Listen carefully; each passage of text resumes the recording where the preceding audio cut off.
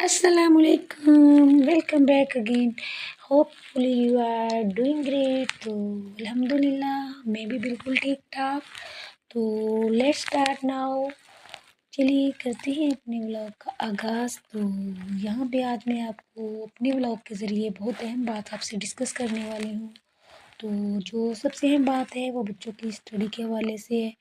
तो being a parents can be tough but remember nobody will do it better than you for your child.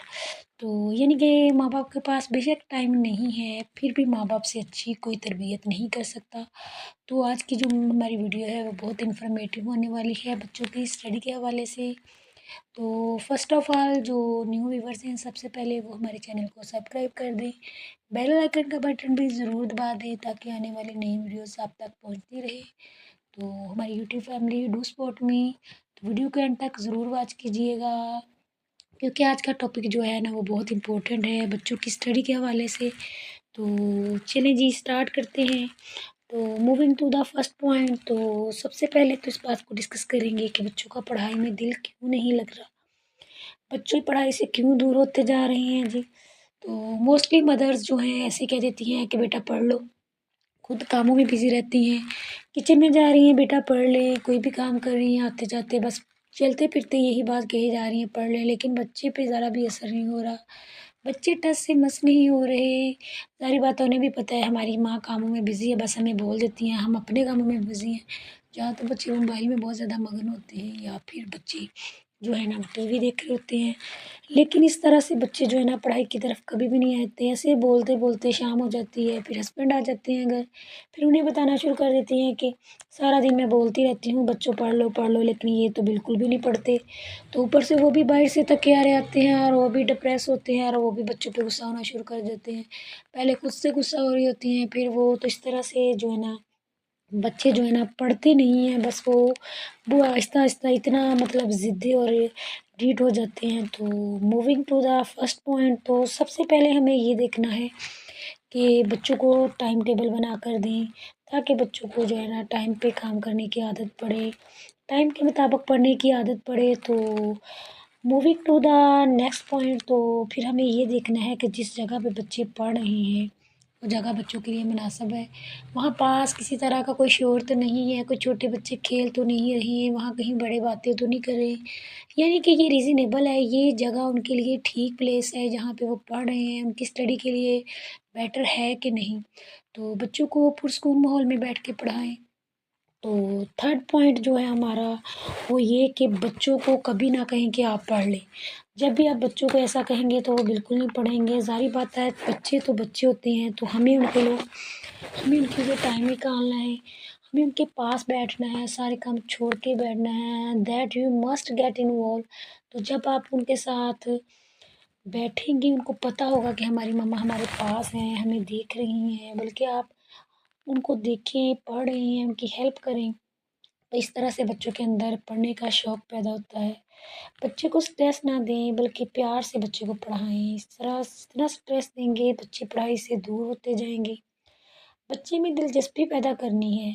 तो जी next point जो हमारा है वो ये कि जब भी आप पढ़ाती हैं तो बच्चे को प्यार से ट्रीट करें। बच्चे कह रहे हैं कि ये लेसन बहुत टफ़ है, ये हमसे नहीं हो पाएगा, तो बच्चे को प्यार से ट्रीट करें, बल्कि उसको हौसला अफ़ज़ाई वाले वर्ड बोलें कि बेटा आपके लिए मुश्किल नहीं है। पहले 1-2 दफ़ा खुद पैसेज को अच्छे से रीड करें, फिर बच्चे को करवाएँ, फिर उसको समझाएँ कि बेटा इसमें कितनी बातें की गई हैं। हम देखते हैं इसमें कहा क्या गया है, कौन-सी बात कैसे की गई है, कितनी बातें की हैं। पहली बात कौन-सी की है, दूसरी कौन-सी की है, तीसरी कौन-सी की है। इस तरह से बच्चे को ना अच्छे से टॉपिक याद हो जाएँगे।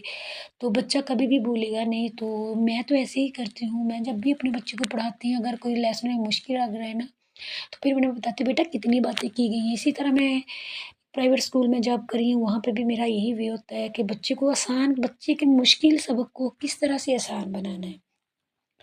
तो moving to the third point, वो ये कि बच्चों में कंपटीशन करवाएँ, कहें कि देखना मेरा बेटा अभी 10 मिनट में पढ़ लेगा, आज मेरी बेटी भी ऐसे पढ़ लेगी। तो इस तरह से बच्चे जो है ना जल्दी-जल्दी से करने की आदत पड़ती है। तो इस तरह से बच्चे में पढ़ने की और जल्दी काम करने की आदत पड़ जाती है। तो moving to the next point तो वो ये कि कभी भी आप बच्चों को एक दूसरे से कंपेयर ना करें। आपको पता है कि बच्चों का जो आईक्यू लेवल है वो सेम नहीं होता। एक ही माँ के बच्चे होते हैं, कोई इतना ज़हन होता है कि उसे एक बार पढ़ने से लेसन याद हो जाता है, और कोई एक बच्चा है बेचारा, उसको बार बार मेहनत करना पड़ती है और फिर जाके उसे लेसन याद होता है। तो हमें कभी भी बच्चों को सेम एक साथ नहीं देखना कि यार तुमने 1 घंटा लगा के पढ़ा है और तुम 2 मिनट में पढ़े हैं, नो। क्योंकि कोशिश करनी चाहिए, लेकिन नेक्स्ट जो जो ये वाला टैलेंट है, ये तो अल्लाह की तरफ से एक तोहफ़ा होता है कि कुछ बच्चों को जो है ना जल्दी याद हो जाता है, और कुछ जो है बेचारे उनको मेहनत करना पड़ती है। तो इसी तरह से moving to the next point, तो फिर हमें कोशिश करनी चाहिए कि बच्चों को ना ज़्यादा स्ट्रेस ना दें, बच्चों को बहुत ज़्यादा डांटें नहीं, बल्कि प्यार से ट्रीट करें। तो जो माएँ खुद पढ़ी लिखी हैं, तो वो अपने बच्चे को अकेडमी क्यों भेज रही हैं? मोस्टली मदर ये बात का गिला करती हैं कि हम कामों में बहुत बिज़ी रहती हैं, हमारे पास टाइम नहीं होता, तो हम अपने बच्चों को टाइम नहीं दे पाती, तो टाइम निकालना पड़ता है। जैसे ही बच्चे स्कूल जाते हैं, अपना काम टाइम से मैनेज करें, बच्चों के आने से पहले फ्री हो जाएँ, खाना वाना तैयार करके रखें, उनके ड्रेसेस वगैरह प्रेस करके रखें। तो जितनी अच्छी तवज्जो एक माँ दे सकती है, वो अकेडमी वाला कभी भी नहीं दे सकता। उनके पास इतने सारे स्टूडेंट्स होते हैं, एक-एक को देखना मुश्किल होता है, तो जिस तरीके से एक माँ समझा सकती है, उस तरीके से कोई दूसरा नहीं कर सकता। तो कोशिश करें कि खुद पढ़ाएँ अपने बच्चों को। तो मैंने भी यही कोशिश होती है, मैंने कभी भी अपने बच्चों को कभी कहीं भी नहीं डाला, शुरू से लेके आज तक 5 में हो चुके हैं माशाल्लाह, बड़ी बेटी उससे छोटा 3 में है। तो मैं खुद ही पढ़ाती हूँ, तो मेरा नहीं ख्याल कि मेरे बच्चे जो हैं किसी और से इतने अच्छे तरीके से पढ़ पाएँगे। तो नेक्स्ट टॉपिक जो है हमारा वो ये कि बच्चों को बुक्स रीडिंग की आदत डालें, बच्चों को इन्फॉर्मेटिव बुक्स ला के दें, बच्चों को स्टोरीज़ बुक ला कर दें, वोकेबलरी बुक्स ला कर दें, ताकि बच्चों को जो है ना मताला करने की आदत पड़े, या खुद भी बुक्स रीडिंग करें, ताकि बच्चे जो देखते हैं वही करते हैं। इस तरह से बच्चे की वोकेबलरी हाई होती है। तो इसी तरह से कोशिश करते रहें कि बच्चों को अच्छी से अच्छी बुक्स परचेज़ करके दें। ये मत सोचें कि ये बहुत एक्सपेंसिव है, और भी तो हम बहुत से खर्चे करते हैं, तो ये हमारे बच्चे के लिए कितनी मतलब मुफ़ीद है। इस तरह की चीज़ें हमारे बच्चे के नॉलेज में इज़ाफ़ा करती हैं। तो हमें इन चीज़ों से बिल्कुल भी नहीं लापरवाही करनी चाहिए, ये चीज़ें नहीं सोचनी चाहिए कि ये पैसे इतने लग गए। बच्चों को ड्राइंग बुक्स ला कर दें, बच्चों को कलरिंग की आदत पड़ती है, इस तरह से जो बच्चों को कलर बहुत अच्छे कलर कंट्रास्ट करने आते हैं, बच्चों को वाटर कलर ला कर दें, बच्चों को मार्कर कलर, इस तरह से चीज़ें जो बच्चों के लिए बहुत कारआमद साबित हों। तो don't pressurise your child regarding their studies, तो बच्चों को ज़्यादा प्रेशराइज़ ना करें, प्यार से पढ़ाएँ। इस तरह बच्चे जो है ना पढ़ाई में जज़्बा पैदा होगा, और यकीन मानिए आप बच्चे की अच्छी बेस बना दें। 5-6 तक आप बच्चों को अच्छे से उनको देखें, तो चेक एंड बैलेंस रखें। बच्चा स्कूल से आ रहा है, उसकी डायरी चेक करें, स्कूल में उसने क्या पढ़ा है, किस तरह से उसका सारा डे गुज़रा है, और बच्चे ने कैसा रिस्पॉन्स दिया है। तो इस तरह से जो बच्चे हैं ना वो रिस्पॉन्सिबल हो जाते हैं। फिर बच्चे जो खुद पढ़ने के आदी हो जाते हैं, उनमें जज़्बा और शौक़ हो जाता है आगे बढ़ने का, कॉम्पिटिशन करने का, कि हमारी जो है ना अच्छे मार्क्स हैं, क्लास में हमारी जो पोजीशन है वो अच्छी रहे।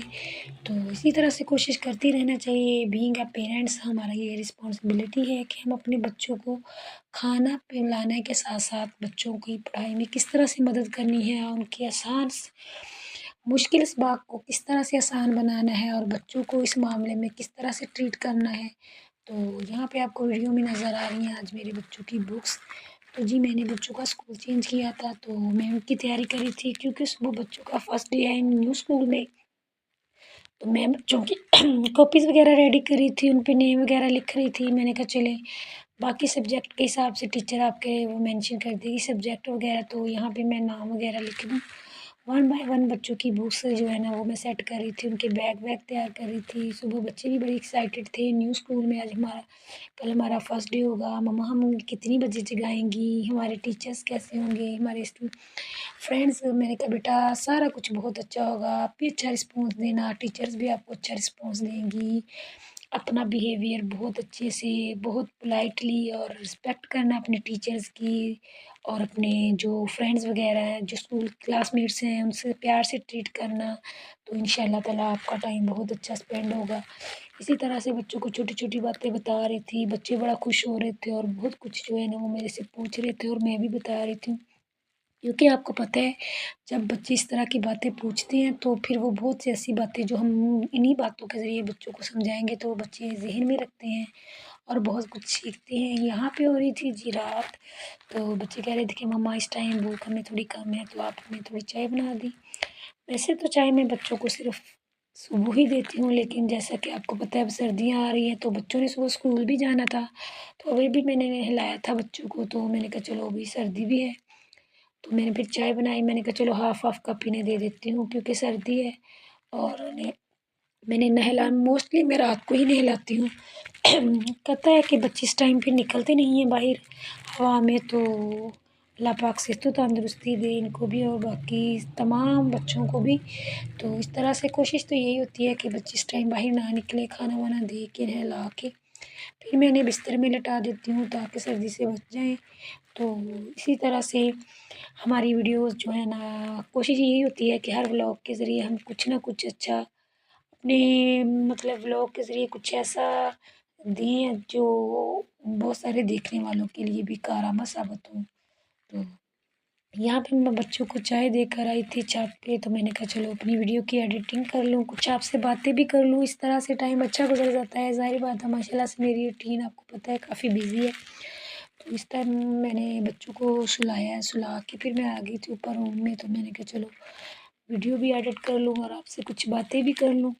तो इसी तरह से एक क्वालिफ़ाइड और वेल एजुकेटेड माँ जो है ना, वो कभी भी अपने बच्चों को अकेडमी ना भेजे, बल्कि अपने बच्चों को खुद तवज्जो दे, प्यार से हैंडल करे। बच्चों को बहुत कुछ गेन करने को मिलता है और बच्चे भी जो कुछ माँ से सीखते हैं, वो कोई दूसरा नहीं सिखा सकता।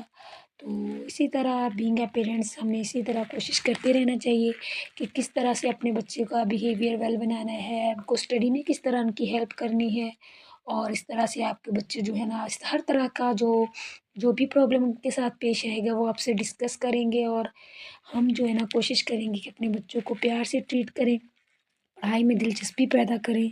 तो अल्लाह हाफ़िज़।